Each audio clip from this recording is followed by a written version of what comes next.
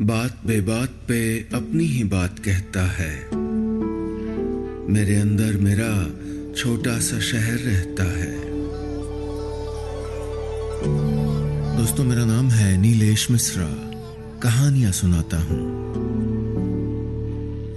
आज सुनाने जा रहा हूं अपनी मंडली की सदस्य प्रोमिला काजी की लिखी कहानी नीले गुलाब। चलिए शुरू करता हूं कहानी। सबा की शादी थी आज।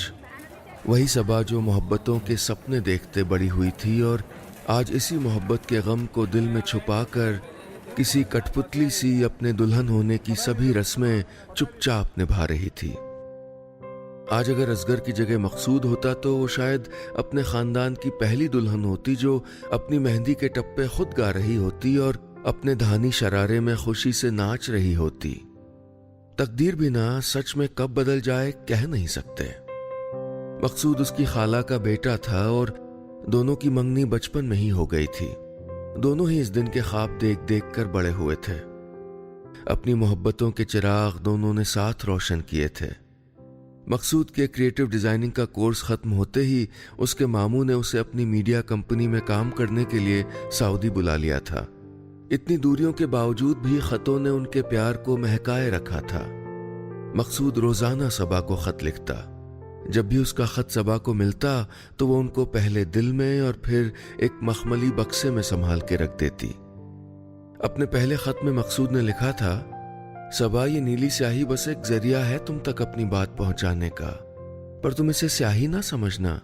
ये खत हमारी मोहब्बत की क्यारियां हैं और ये नीले लफ्ज गुलाब।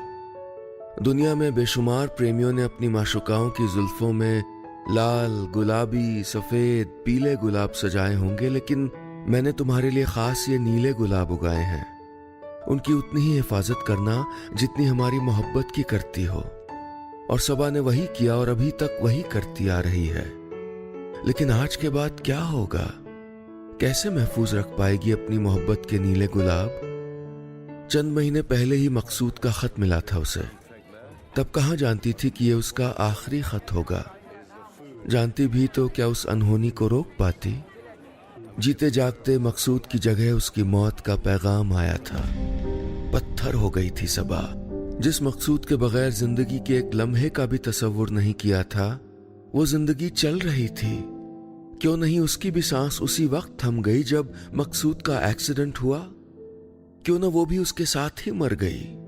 ऐसा अफसानों में होता होगा शायद, लेकिन उसके साथ नहीं हुआ। हुआ तो बस इतना कि अचानक दिनों की लंबी उदासियां फटे बादलों की तरह बरस पड़ती, या अचानक उसे लगता कि वो सांस लेना ही भूल गई है, लेकिन फिर भी जिंदा है। ऐसे ही एक उदासी भरे दिन असगर का रिश्ता आया और बगैर उसकी रजामंदी के मंजूर भी कर लिया गया।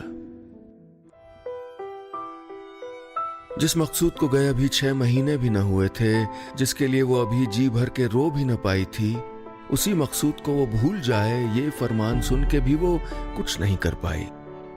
असगर मकसूद का गहरा दोस्त था। दोनों साथ पढ़े और सऊदी भी इकट्ठे गए।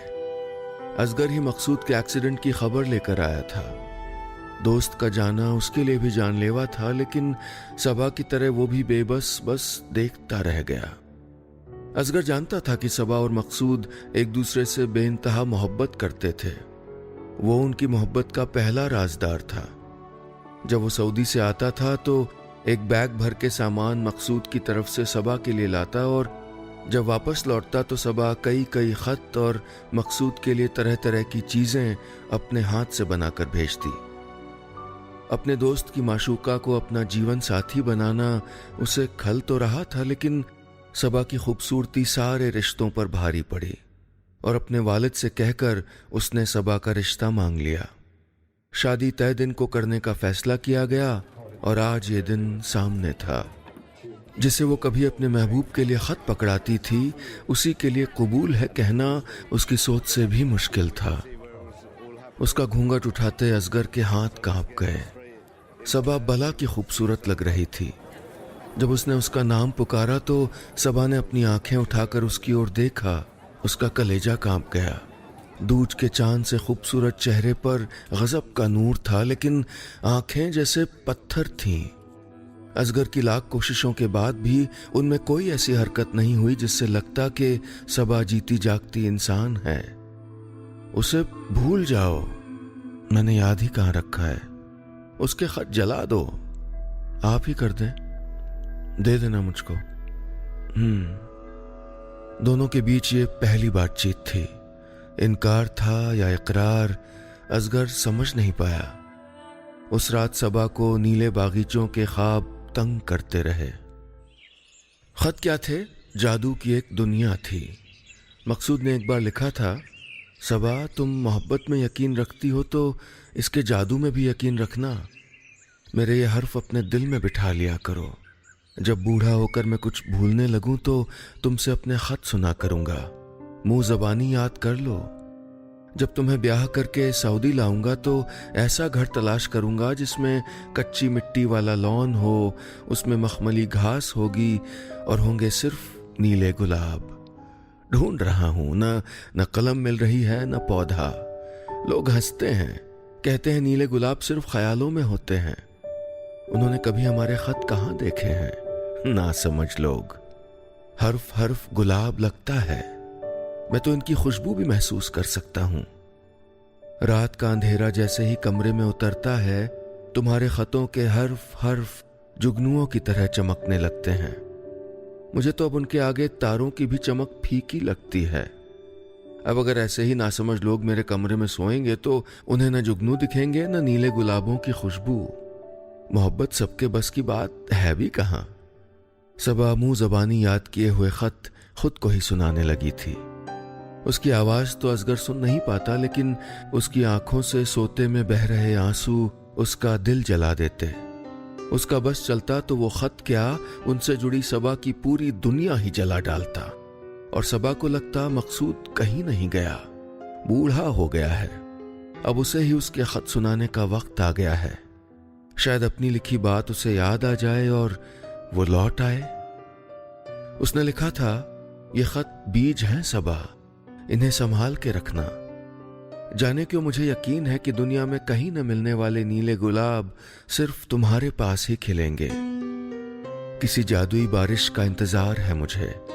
پھر دیکھنا ناسمجھ لوگوں کی حیرانی۔ میں نے کبھی تمہارے گال نہیں چھوئے، پر میں جانتا ہوں کہ اس کی پنکھڑیوں جیسے ہی ہوں گے۔ کسی دن دونوں کو ساتھ رکھ کر دیکھوں گا ضرور۔ میں یہ بھی جانتا ہوں کہ تمہارے گال گلابوں سے 20 ہی بیٹھیں گے، کیونکہ گلاب جادوئی بھی ہو تب بھی تمہارے گالوں جیسے سرخ نہیں ہو سکتے۔ صبا پر ایک وہم طاری ہو گیا تھا، شاید مقصود واپس لوٹ آئے، بالکل ویسے ہی جیسے فلموں میں ہوتا ہے۔ ضرور ہی کہیں آس پاس ہوگا، اسے ڈھونڈ رہا ہوگا۔ وہ بھی تو دیوانہ وار اسے کھوجتی ہے، نیندوں میں، خوابوں میں، اس کے لکھے خطوں میں۔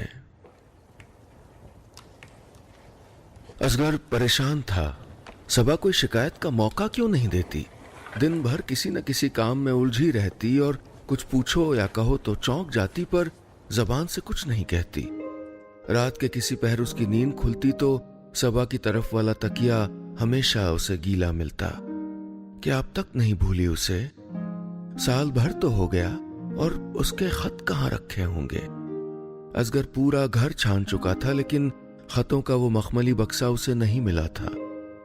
اس بکسے کے بارے میں مقصود نہیں اسے بتایا تھا کہ کیسے اپنے جہیز کے لیے زیوروں میں سے سب سے بڑے بکسے کو اس نے ماں سے منتیں کر کے مانگا تھا۔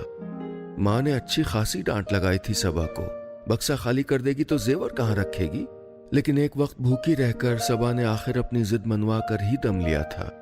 اس نے تو سچ میں کبھی آنکھ اٹھا کر زیور دیکھے تک نہیں تھے، لیکن خطوں کی حفاظت ایسے کرتی تھی مانو سب سے قیمتی چیز یہی ہو۔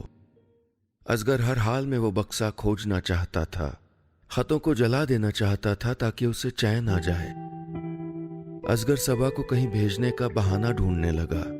اس کے جانے کے بعد وہ بنا روک ٹوک تلاش جو کر سکتا ہے وہ ایسا کرتا بھی رہا، لیکن اسے بکسہ کہیں ملا نہیں تھا۔ اب ایک ہی راستہ بچا تھا، وہ صبا سے سیدھے سیدھے مانگ لے اور اس کے سامنے ہی آگ کے سپرد کر دے۔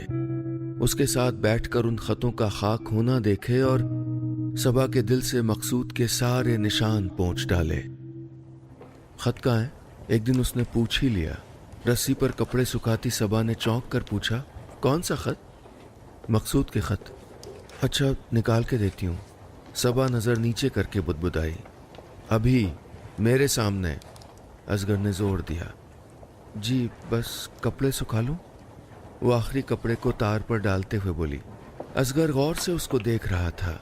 चेहरे पर कोई डर था न शिकन। हाथ पोंछते हुए वो नीचे आई, अपने कमरे में पहुंचकर अलमारी खोली, फिर बंद कर दी और कुछ पल वहीं खोई सी खड़ी रही। खतों को उसको सुपुर्द करने की जगह उसने पलटकर असगर से सवाल किया, क्या करेंगे उन खतों का?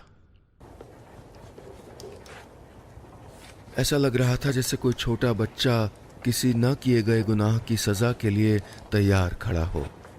असगर एक पल को शर्मिंदा हुआ, लेकिन दूसरे ही पल जलन की एक तीखी लपट से झुलस गया। जला दूंगा, उसने तल्खी से कहा। राख उड़ेगी, हवा तेज है, सबा बुदबुदाई। वो सच ही कह रही थी। साफ आसमान बादलों से भर गया था। हवा वाकई तेज बह रही थी, मगर असगर का अंदाजा सही था। वो इस हवा की बात नहीं कर रही थी, वो उसके दिल में चल रहे तूफान की बात कर रही थी शायद। अलमारी से बिना कुछ निकाले सबा घर के छोटे से बागीचे की ओर चल पड़ी। बौखलाया सा असगर अपने सब्र को बमुश्किल संभालता उसके पीछे पीछे चल रहा था। कहीं इरादा तो नहीं बदल दिया इसने? नहीं दिए खत तो क्या करेगा असगर? जो अलमारी वो 100 दफा छान चुका है, खत उसमें होते तो सबा निकाल देती। लेकिन बागीचे की ओर क्यों जा रही है? सबा कोने में उगे सफेद गुलाब के पौधों के पास जाकर रुक गई। बिना असगर की ओर देखे उसने एक गहरी सांस ली। आसमां की तरफ नजर उठाकर शायद किसी चमत्कार की दुआ की। हवा और तेज हो गई थी। उसका दुपट्टा सर से हट गया था, लेकिन वो बेफिक्री से नीचे जमीन पर बैठ गई। क्या कर रही हो? असगर झुंझला के बोला। खत यहाँ है क्या? जी, कहकर वो हाथ से मिट्टी हटाने लगी। असगर बेसब्री से उसकी मदद करने को झुका तो उसने हाथ से मना कर दिया। मुझे ही करने दीजिए। उसकी आवाज इतनी सख्त थी कि असगर वापस खड़ा हो गया। करीब आधा घंटा लगा सबा को। वो बिना कुछ कहे सुने अपने नाखूनों से तब तक मिट्टी हटाती रही जब तक कि उसके हाथ में बक्सा नहीं आया। नीले कपड़े में बंधा लाल मखमली बक्सा। सबा उसे ऐसे संभाल कर अंदर लाई जैसे कोई पहली बार अपने बच्चे को गोद में उठा रहा हो। सीने से लगाकर बड़े एहतियात से वो आंगन में आकर बैठ गई।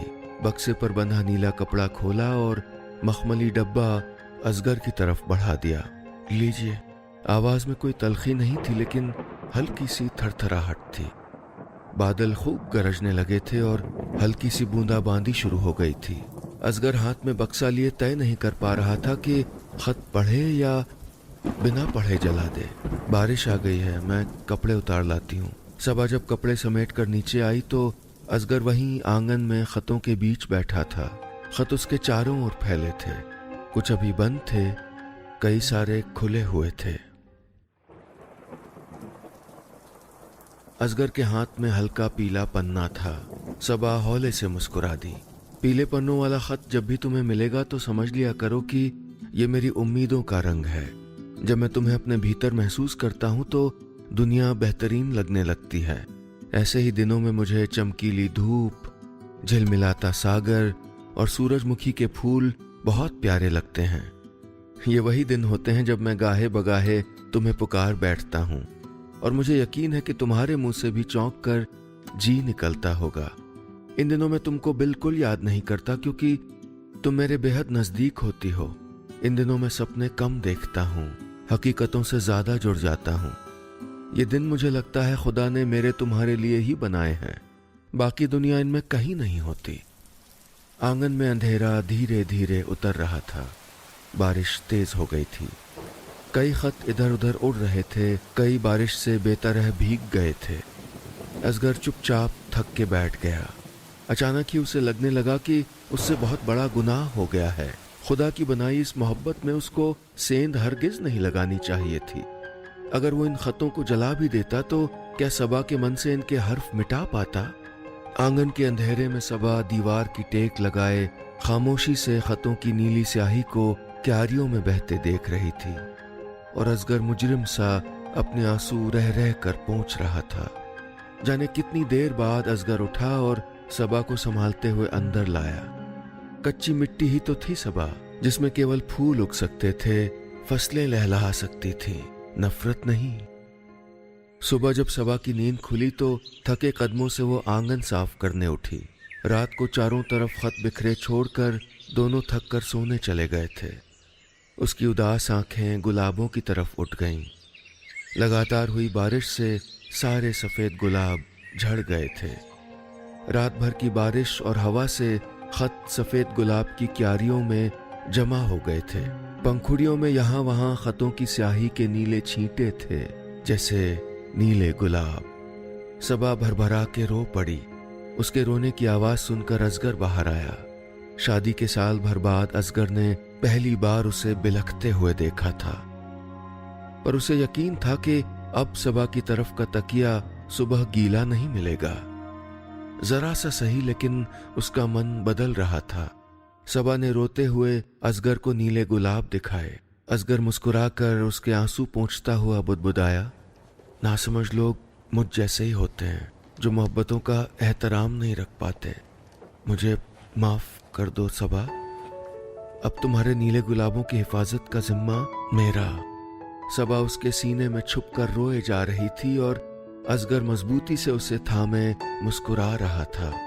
दोनों के अपने अपने हिस्से की जंग खत्म हो चुकी थी।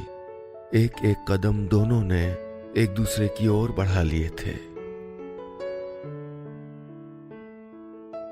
बस इतनी सी थी ये कहानी।